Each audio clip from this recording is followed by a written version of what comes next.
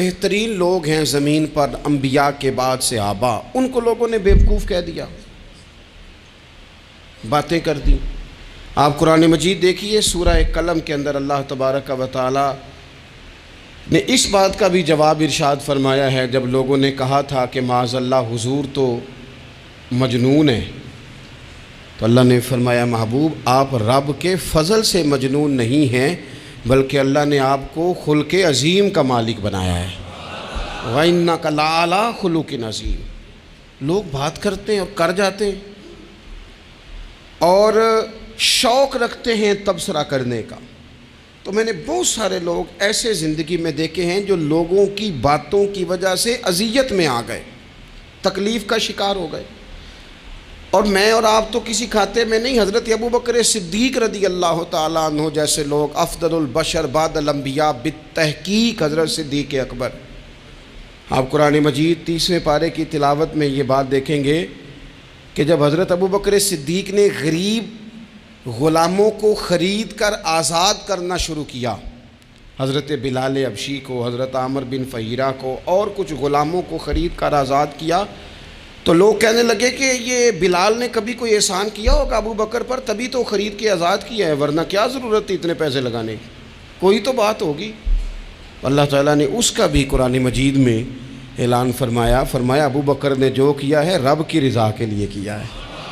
تو گفتگو کرنا، بات کرنا لوگوں کا اتنا یہ خطرناک مزاج ہے، ایک جملہ کہہ کے لوگ سائڈ پہ ہو جاتے ہیں، بندہ بیچارہ ساری رات تڑپتا رہتا ہے، ایک فکرے کا تبصرہ کر کے لوگ کونے میں چھپ جاتے ہیں، اور کسی آدمی کے لیے وہ اسے سولی پہ لٹکا جاتے ہیں، اپنی زبان کے تیروں سے لوگ پریشان کرتے ہیں۔ پہلے تو اللہ سے یہ معافی مانگیں کہ رب اس جرم سے ہمیں محفوظ فرمائے۔ اور اب تو لوگوں کی زبانیں اتنی لمبی ہو گئیں کہ وہ صحابہ تک چلی گئی ہیں، اہل بیت نبوت تک چلی گئی ہیں۔ تبصروں کے شوق میں لوگوں نے یہ دیکھا ہی نہیں کہ میری حیثیت کیا ہے اور میں بات کس کی کر رہا ہوں، میری اوقات کیا ہے اور میں تبصرہ کس پہ کر رہا ہوں۔ بے باک ہونا اور بات ہے اور بدتمیز ہونا، ان دونوں میں فرق ہوتا ہے۔ تو میرے عزیز، ایک تو اس سے پرہیز کریں اور پھر دوسرا آئیں گے۔ اب ہوتا کیا ہے، ہم اس کا نفسیاتی اثر لیتے ہیں، ہم اس کا اثر لیتے ہیں۔ میں اکثر کہتا ہوں سارے لوگ ہی کانوں کے کچے ہوتے ہیں، کچھ تھوڑے زیادہ ہوتے ہیں، کچھ تھوڑے کم ہوتے ہیں، اور بعض لوگ کہتے ہیں اتنے لوگ فلانے بندے کی بات مانتے ہیں۔ تو میں نے کہا دنیا میں تو آج بھی کافر زیادہ ہیں، کافر زیادہ ہیں، شیطان کے پیروکار آج بھی، تو زیادہ ہونا کوئی حق کی دلیل ہے ہمیشہ؟ یہ کیا بات ہوئی کہ فلانے کی اتنے لوگ بات مانتے ہیں؟ یہاں تو میں نے یہ دیکھا ہے اس معاشرے میں کہ جھوٹے سے جھوٹا آدمی، اس کے بھی فالوور ہوتے ہیں، دغے باز سے دغے باز بندہ، اس کے بھی گویوں کے فالوور، اداکاروں کے فالوور، فلانے کے فالوور۔ اس کا یہ تو بھئی انسان کا مزاج ہے، ہر بندہ کانوں کا کچا ہے، کوئی تھوڑا زیادہ کچا ہے، کوئی تھوڑا کم کچا ہے۔ تو باتیں تو ہوگی، لوگ منہ میں زبان رکھتے ہیں تو گفتگو تو کریں گے۔ اب یہ اثر لینے والے پہ ہے کہ وہ اس کا اثر کس طرح کا لیتا ہے۔ ہمارے ہاں بڑے بڑے سمجھدار لوگ نفسیاتی ہو جاتے ہیں، بڑی بڑی سمجھدار خواتین نفسیاتی ہو جاتی ہیں، میری ساس باتیں کرتی ہے، میری نند باتیں کرتی ہے، مجھے فلانا باتیں کرتا ہے، مجھے فلانا۔ بھائی باتیں، جس کے منہ میں زبان ہے اس نے بات تو کرنی ہے۔ اب آپ نے کیوں یہ دعویٰ کر لیا ہے کہ آپ اتنے اونچے چلے جائیں کہ آپ کو بات ہی کوئی نہ کرے؟ کیا حرج ہے اس میں؟ اگر کوئی آپ کو بات کر دے تو کیا ہیں ہم، کسی نے کر لی تو پھر کیا ہوا؟ اس کا اتنا اثر قبول کرنا کہ ساری رات سونا ہی نہ، پریشان ہو جانا۔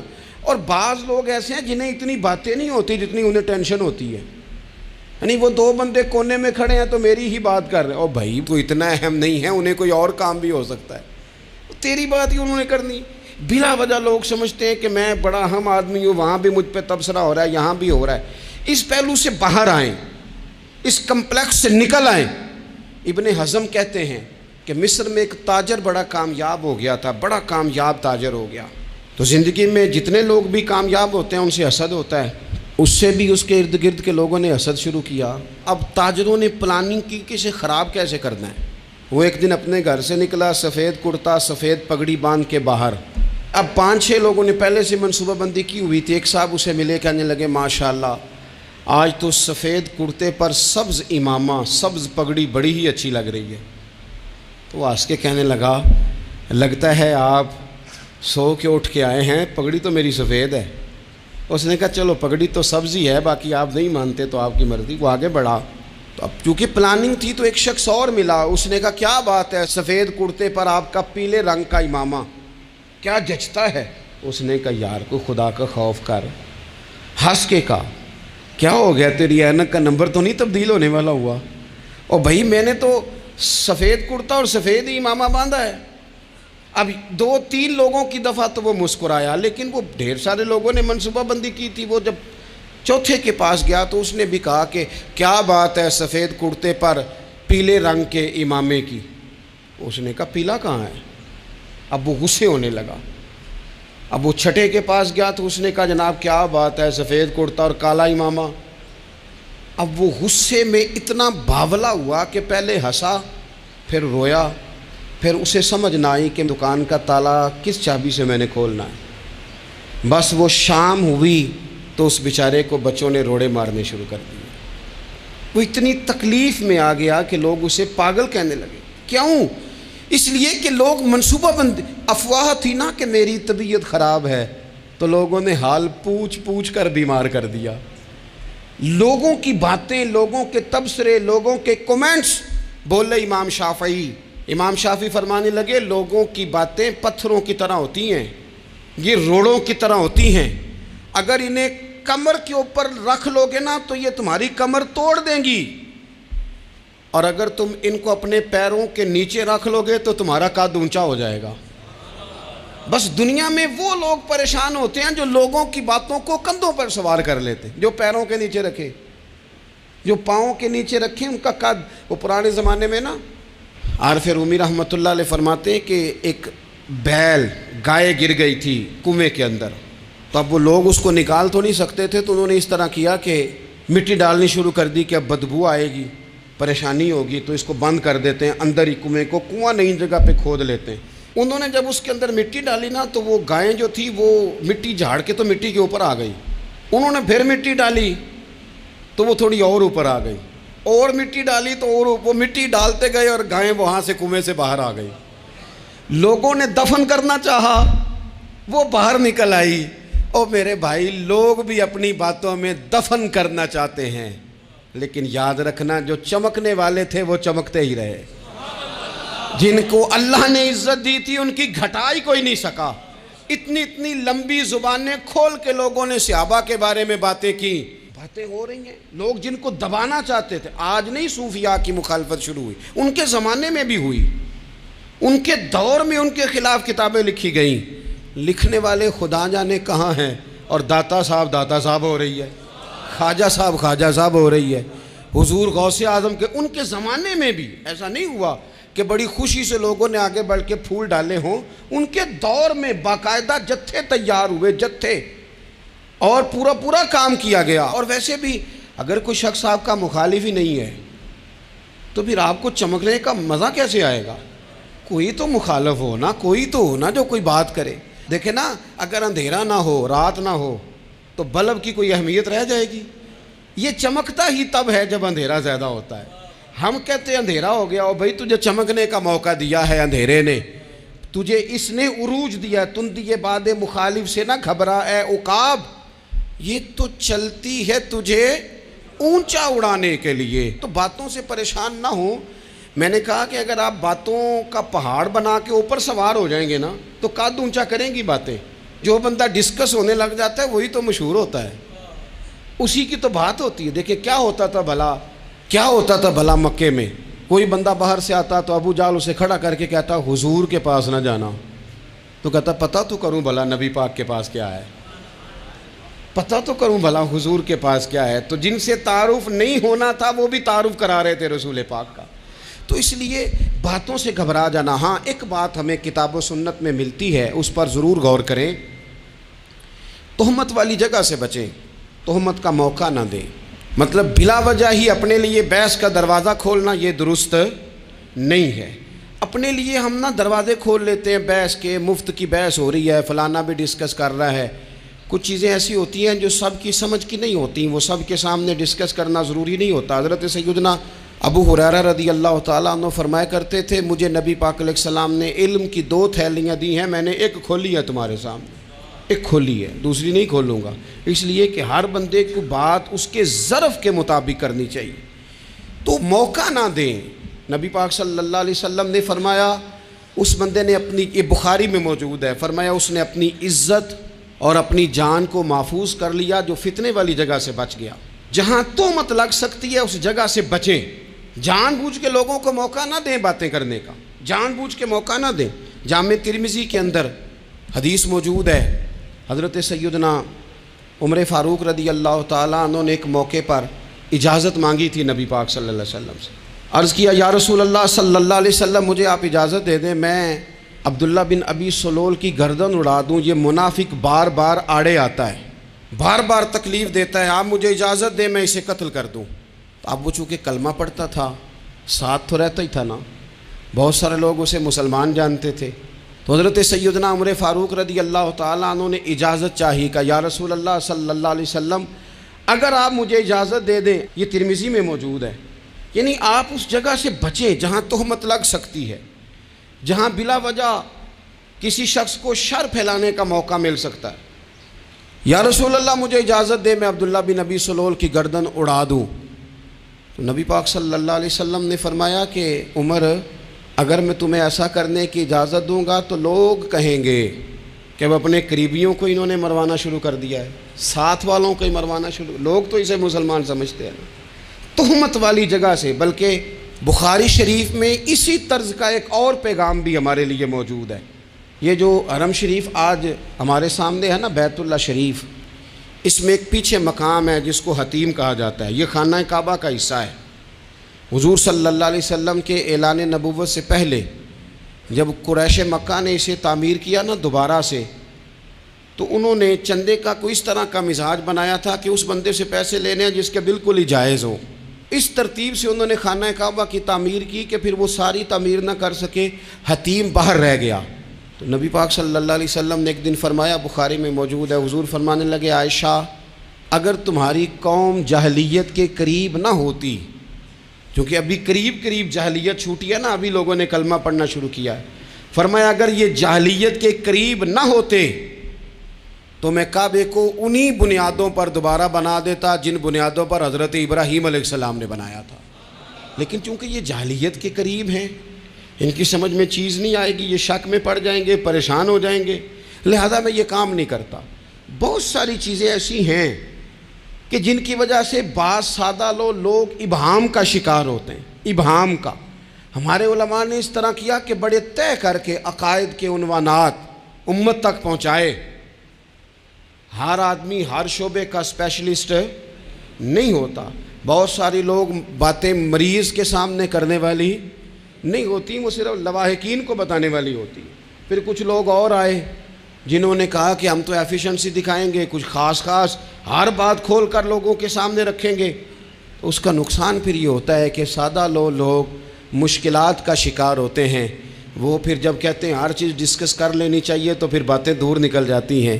پھر لوگوں نے انبیاء کرام علیہم السلام کی اجتہادی خطاؤں کو ڈسکس کرنا شروع کیا۔ ربنا ظلمنا انفسنا، اگر حضرت آدم یہ لفظ کہیں تو ان کے لیے تو ٹھیک ہے، لیکن اگر کوئی غلام اور امتی اور بیٹا اٹھ کے یہ لفظ کہے تو اس کے لیے ٹھیک نہیں ہے۔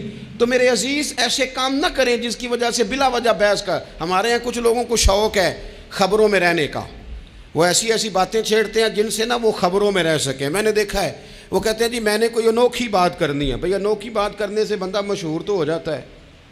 ہمارے زمانے میں مشہور ہی وہ ہوتا ہے جو دوسروں سے ذرا ہٹ کے بات کرے، انوکھی کرے۔ وہ ہمارے لطیفہ لکھا ہے نا، ایک اہل عرب کا ایک ہجا نام کا عربی کا ایک لطائف سنانے والا شاعر ہے، تو وہ کہتا ہے کہ ایک شخص نے ایک دفعہ کہہ دیا تھا گدھا کھانا جائز ہے۔ بڑے بڑے علماء اس کے گھر چلے گئے کہ بھئی کوئی دلیل، کوئی جزیہ، کوئی کہاں سے، کوئی کتاب، کوئی حوالہ، کوئی شے۔ اس نے کہا روز آؤ گے ایک ایک بندے کو بتاؤں گا، کٹھا اسٹیج لگاؤ، ایک ہی دفعہ حوالے دیتا ہوں، روز نہیں دیے جاتے۔ وہ اسٹیج لگ گیا، دنیا جمع ہو گئی، جنہوں نے کبھی ٹائم نہیں نکالنا، تو یہ ذرا انوکھی بات جو کر رہا تھا، وہ سارے لوگ آ گئے، تو وہ اسٹیج پہ چڑھا تو کہنے لگا مجھے جانتا کوئی نہیں تھا، چلو اب بدنام جو ہوں گے تو کیا نام نہ ہوگا، اب قیامت تک کہو گے تو صحیح نا، وہ اس مولوی دے گھر جنہیں ایک بار آکھیا نہیں سی گدا کھانا جائز ہے، چلو بدنام جو ہوں گے تو کیا، تو بہت سارے ایسے لوگ ہیں جو ہیں بدنام، پر چلو نام تو ہو گیا نا، بدنامی صحیح، شرارت صحیح، شیطانیت صحیح، لیکن نام تو ہو گیا۔ تو اس لیے کوئی ایسا انوکھا کام جس سے لوگوں کی، میں آپ سے بڑی گزارش سے عرض کروں، اعلیٰ حضرت بریلوی رحمۃ اللہ علیہ نا، لالٹین کے اندر مٹی کا تیل جلایا جاتا ہے ہمارے ہاں، تو مٹی کا تیل ظاہر ہے اس سے بدبو آتی ہے، تو مسجد میں وہ جلانا جائز نہیں تھا۔ تو ایک صاحب ارنڈی کا تیل لائے، وہ خوشبو والا ہوتا ہے، وہ لا کے انہوں نے نا اعلیٰ حضرت بریلوی رحمۃ اللہ علیہ کو لالٹین میں ڈال کے دیا اور کہا کہ یہ مسجد میں اس کو جلاتے ہیں چونکہ اس کے اندر سے خوشبو آتی ہے، بدبو نہیں آتی۔ تو وہ جو شرعی عذر ہے نا، حضور نے فرمایا کہ جمعے والے دن غسل کر کے آؤ تاکہ کسی کے پسینے سے ایک دوسرے کو تکلیف نہ ہو، کچا لہسن پیاز کھا کے مسجد آنا اس لیے منع کر دیا گیا کہ منہ کی بدبو سے تکلیف ہو، تو مسجد میں کوئی ایسی چیز جو بدبو کا باعث بنے منع ہے۔ اب انہوں نے وہ تیل لا کے لالٹین میں ڈالا جس سے خوشبو آتی تھی اور لالٹین بھی روشن ہوتی تھی۔ تو اعلیٰ حضرت فاضل بریلوی رحمۃ اللہ علیہ اپنے اس خادم سے فرمانے لگے کہ اب لوگ تو آئیں گے نا، تو ہمارے علاقے میں تو ساری دنیا مٹی کے تیل سے ہی چلاتی ہے، تو اب آپ نے ایک خوشبو والا تیل لا کے ڈال تو دیا ہے اس کے اندر لالٹین میں، پر یہ لوگوں کو بتائے گا کون کہ یہ تیل وہ نہیں ہے؟ لوگ تو یہاں سے دیکھ کے جائیں گے اور جا کے کہیں گے کہ اتنے بڑے عالم کی مسجد میں اگر جل رہا ہے تو ہم کیوں نہ جلائیں؟ تو فرمانے لگے وہ شخص کے حضور پھر حال کیا ہے؟ فرمانے لگے آپ فرضوں کا سلام پھیر کے دعا سے پہلے لالٹین کے پاس کھڑے ہو جائیں، اور جو بندہ گزرے اسے بتاتے جائیں کہ یہ مٹی کا تیل نہیں، یہ مٹی کا تیل نہیں، یہ مٹی کا تیل، ہر شخص کے ذہن تک بات اتر جائے تاکہ لوگ کسی ایسی چیز کا شکار نہ ہو جائیں جس سے کہ ان کے مزاج میں کوئی غیر شرعی چیز عروج پکڑ لے۔ تو میرے عزیز، ہم نہ کچھ بدگمانیاں لوگوں کے اندر لوگ ڈالتے ہیں۔ ہمارے ہاں بالخصوص پاکستان میں جب سے سیاسی فرقہ واریت شروع ہوئی ہے، سیاسی، ہماری قوم کا مزاج اتنی بری طرح خراب کیا گیا ہے۔ ہمارے نوجوان بچے جو بڑے سنجیدہ پڑھے لکھے، ان کی گفتگو اپنے سیاسی مخالف کے بارے میں اتنی لوز کر دی گئی ہے، اتنی کمزور کر دی گئی، اتنی خوفناک کر دی گئی ہے کہ اس طرح تو کبھی نہیں ہوا تھا۔ یہ مزاج جو لوگوں کو دیا جا رہا ہے، قومیں اپنے اخلاق کے طور پر زندہ رہتی ہیں، بد اخلاقیاں کبھی بھی انسانوں کو اونچا کر سکتی، پیچھے رہ جاتے ہیں لوگ۔ تہذیب کسی سوسائٹی کا حسن ہوتا ہے، اور اگر ایک سیاسی مخالف کے لیے آپ کا یہ والا مزاج بن جائے، اپنے سیاسی قد کو اونچا کرنے کے لیے آپ ان چیزوں کا سہارا لیں، یہ درست نہیں ہے۔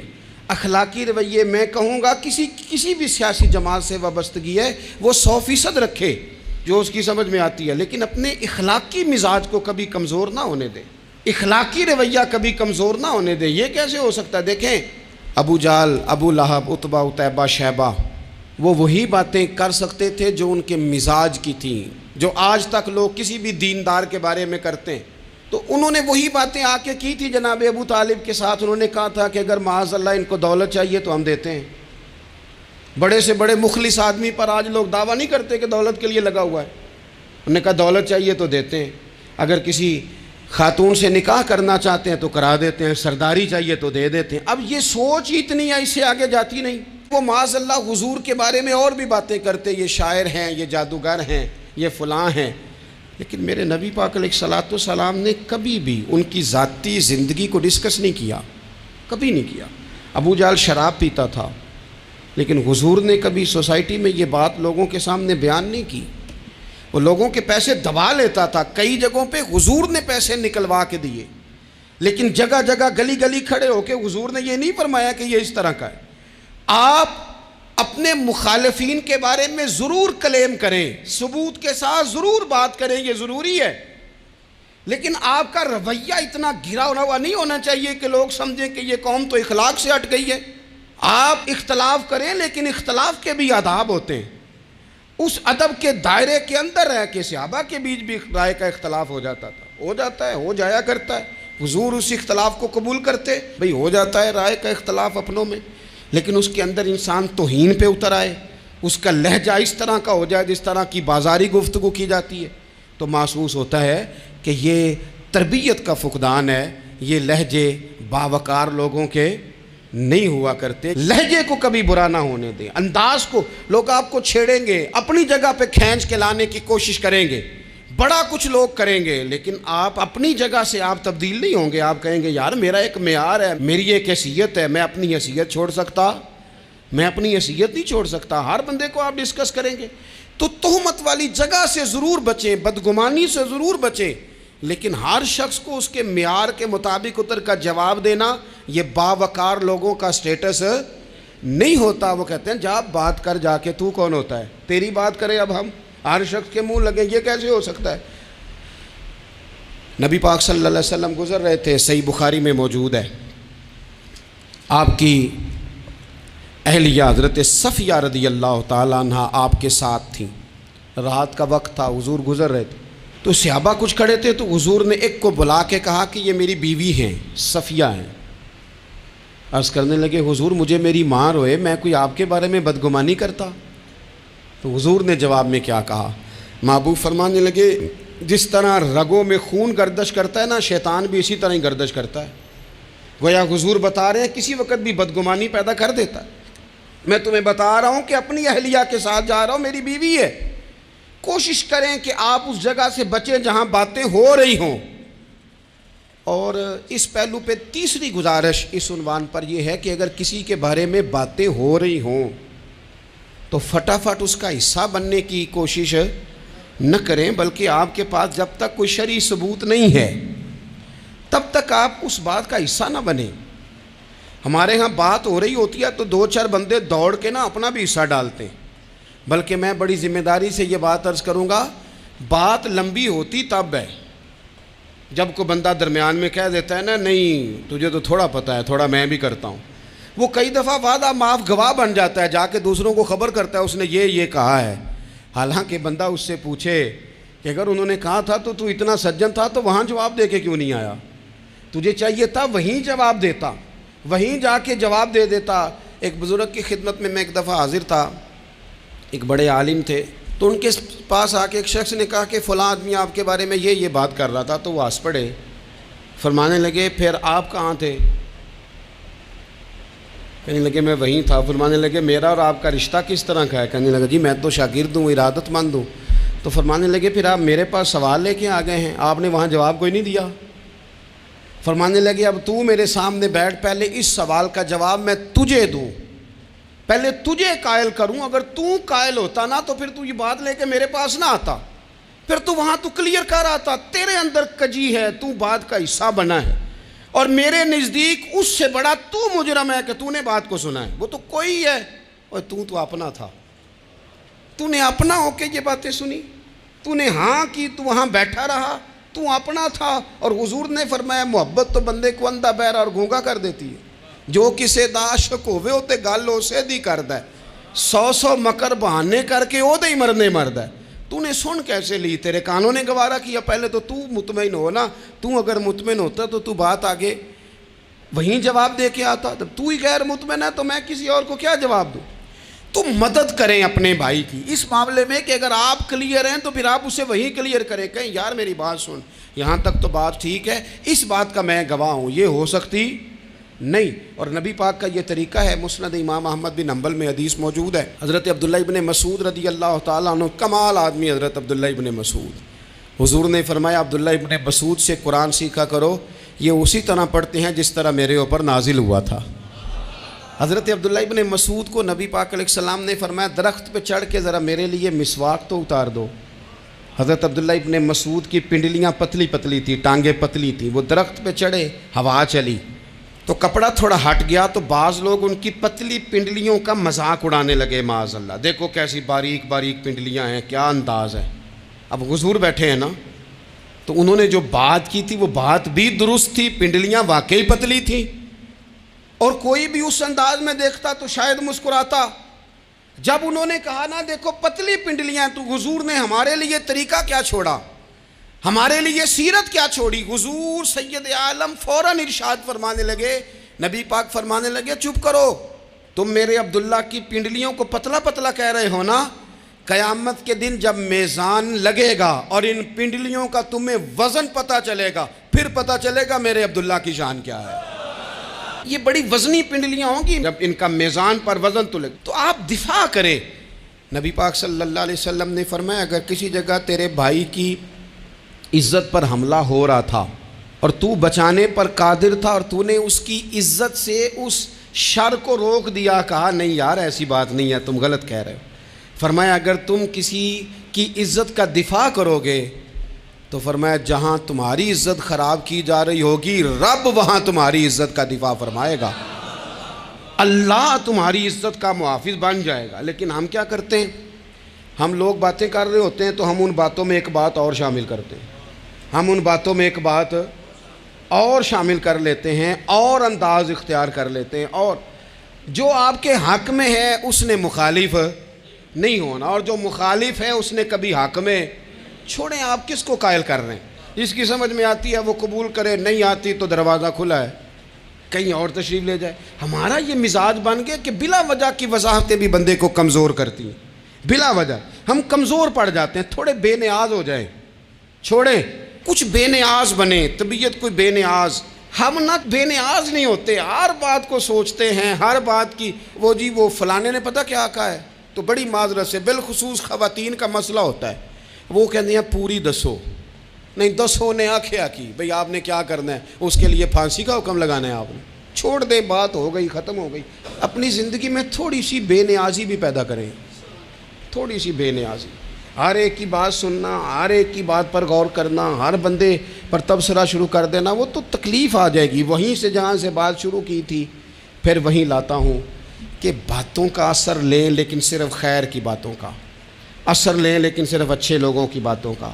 ہر ایک کی بات کا اثر لوگے, لوگ دو قدم نہیں چلنے دیں گے. اور دوسرا میں آپ کو بڑی ذمہ داری سے عرض کرتا ہوں, ہم ویژن والے لوگ ہیں, ہماری 1400 سال کی تاریخ ہے, ہم ویژن والے لوگ ہیں. یہ نہیں ہے کہ ادھر ایک بندہ آیا تو تھوڑی سی ہم اس کے پیچھے چلے جائیں گے, پھر کل ایک اور آئے گا تو تھوڑا سا اس کے پیچھے چلے جائیں گے. یہ تو وہ لوگ ہوتے ہیں جن کی پیچھے بنیاد نہیں ہوتی, اور جن کی پوری بنیادیں ہونا. وقت زیادہ ہو گیا, ورنہ میں آپ کو اپنی سند پڑھ کے بتاتا کہ ہماری سند امام بخاری تک کیسے جاتی ہے اور امام بخاری کی رسول پاک تک کیسے جاتی ہے. یہ تو ایک تسلسل ہے. تو اس لیے بڑی جلدی آزمائش کا شکار نہ ہوا کریں. باتیں کس لیے ہیں, جو بندہ ویلا ہے اس نے بھی 4 باتیں, تو ہر بات کا اثر نہ لیں. بالخصوص جوانوں سے کہتا ہوں, ٹارگٹ اچیو کرنے کے لیے سب سے پہلے تو مقاصد کا تعین کرے, جانا کدھر, اور پھر اس پہ لگ پڑے. باتیں ہوتی رہیں گی لیکن باتوں کو پشت پہ سوار نہیں کرنا, باتوں کو پاؤں کے نیچے رکھنا ہے. قد اونچا ہو جائے گا, قد اونچا ہو جائے گا. پشت پہ سوار کرو گے تو گردن ٹیڑھی کر دیں گے. آپ بس بڑھتے جائیں. گھوڑا جب دوڑتا ہے نا, دوڑتا ہے تو اس کے پیروں کو جھاڑیاں لگتی ہیں, لیکن اگر دوڑتا رہے تو کوئی جھاڑی کہیں رہ جاتی ہے, کوئی کہیں رہ جاتی ہے.